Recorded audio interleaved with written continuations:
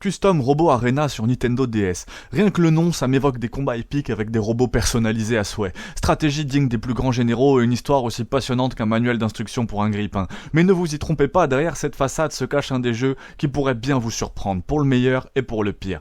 L'histoire, bon, vous incarnez un petit protagoniste fraîchement débarqué dans une ville de Mid-Earth, prêt à conquérir le monde de combat de robots, votre père travaille pour NeoBrain, une entreprise de recherche sur les robots, et vous voulez rejoindre ce club de combat de robots avec vos nouveaux amis, Liv et Denis.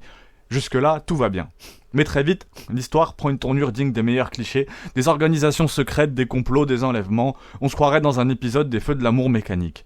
Mais bon, le point fort du jeu, c'est son contest, la personnalisation de votre robot.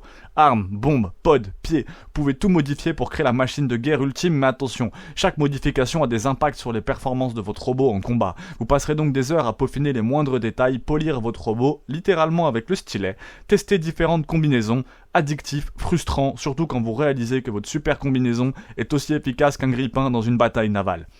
Les combats se déroulent dans des arènes 3D, où vous contrôlez votre robot en temps réel, dynamique, nerveux, un peu répétitif quand même. Vous vous rendez compte que les stratégies se ressemblent et que les combats manquent de variété. De plus, l'IA n'est vraiment pas à la hauteur, ce qui rend les affrontements un peu faciles, mais vraiment ça défoule et c'est très très bon pour de la Nintendo DS. Un monde multijoueur qui sauve les meubles.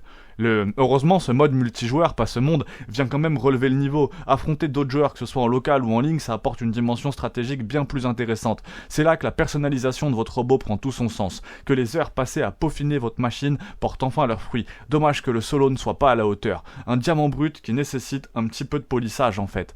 Custom Robot Arena, c'est un jeu avec un potentiel énorme, qui souffre de quelques défauts notables. Histoire cliché, combat répétitif, personnalisation poussée et un mode multijoueur addictif. Si vous êtes prêt à passer outre ces défauts, vous allez trouver un jeu amusant qui saura vous occuper pendant de nombreuses heures et vraiment très très fun pour un jeu DS. Si vous cherchez une expérience riche et immersive, passez votre chemin.